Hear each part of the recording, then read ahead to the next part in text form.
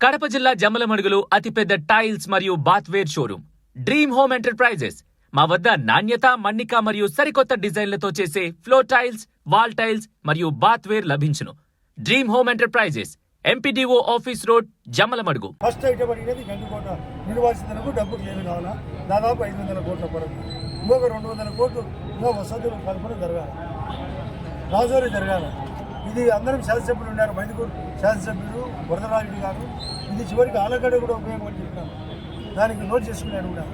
అదే కాకుండా SRBC Banaganapalli MLA గారికి నాకు కలిసి 30,000 ఎకరాలు పారుదల ఆ పైన కొండ శ్రీకేశ్వర దగ్గర నిలబడిన ఆ స్కీమ్ మైలవరం కొడుకు ఎస్ఆర్బీసీ. అయితే అతనికి తెలియని కూడా తెలియదు ఎస్ఆర్బీసీ. 4వది ఆర్టీపీలో కూడా కొన్ని సమస్యలు ఉన్నాయి, ఆ సమస్యలు పూరించమని 4 ఐటాలు తీసుకుందామంటే 4 ఐటాలు మాట్లాడుతున్నాను. ఇప్పుడు కూడా లోపల చెప్పినాను, ఇది తెలియాలా, ఏం చేసేది తెలియాలా. ఇక్కడ రోడ్లు ఏ విధంగా జరుగుతున్నాయి, టిడ్కో హౌసింగ్ జరుగుతుంది లేదా ఆపినారు. టిడ్కో హౌసింగ్ ఎన్టీఆర్ హౌసింగ్ ఆ రోజు జగనన్న ఖాళీ అని సర్వనాశం చేశారు. జగనన్న ఖాళీ జరుగుతుంది. రేపు ఏప్రిల్ 1 నుంచి కొత్త శాంక్షన్ కూడా ఇవ్వబోతున్నారు. గతంలో పల్లెలకు 3 సెంట్లు, ఇప్పుడు అదే టౌన్లో అయితే 2 సెంట్లు బయటకు వచ్చి కట్టుకోవాలి టిడ్కో హౌస్తో పాటు. ఈ ఏప్రిల్ 1 నుంచి అమౌంట్ కూడా ఎక్కువ. ఎస్హెచ్ గ్రూపులకు 2 లక్షలు ఒక్కొక్కరికే కాకుండా ఈరోజు కూడా మీటింగ్లో చెప్పినాం, వాళ్ళకి 10 లక్షల వరకు పూర్తి లేకుండా మేము పేదలకు లోన్ ఇవ్వాలంటే కూడా తీసుకోవచ్చు. గోకులాలు ఎక్కువ కడతాం. గ్రామీణ ఉపాధి పథకం కొత్తగా పథకం కాబోతుంది బీపీసీ రామ్జీ అనేది. రేపు మార్చి 1 అన్న ఏప్రిల్ 1 అన్నారు, దాన్ని మే 1కి మార్చినాను కూడా.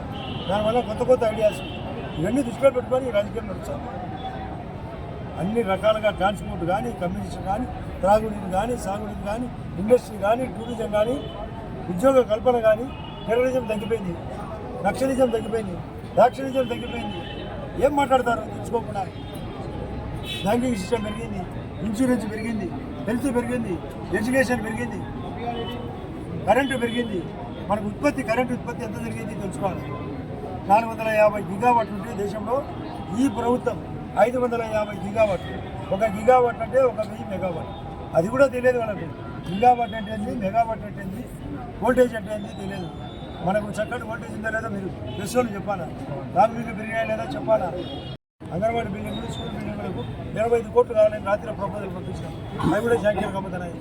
39 కోట్లతో సింగిల్ విలేజ్ స్కీమ్, అది కూడా రాత్రి డీజీ ఖరీదులతో పంపించినాం ఎస్సీ ద్వారా, అది కూడా రాబోతుంది. ఏం చేయాలో అన్ని చేస్తున్నాం. కొన్ని గ్యాపులు ఉన్నాయి, ఇంకా 40 నెలల కాలం ఉంది.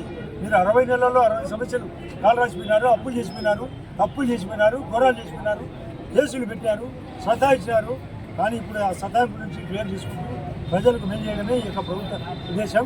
డబల్ ఇంజన్ ప్రభుత్వం, మోడీ గారి ఆలోచనతో, చంద్రబాబు నాయుడు గారి ఆలోచనతో, జనసేన పవన్ కళ్యాణ్ సపోర్టుతో ఈ రాష్ట్రం సస్యశ్యామలమయ్యేదానికి అన్ని పథకాలు అనుకూలంగా చేస్తున్నాం, ఇంకా చేస్తాం, చేస్తూనే ఉంటాం.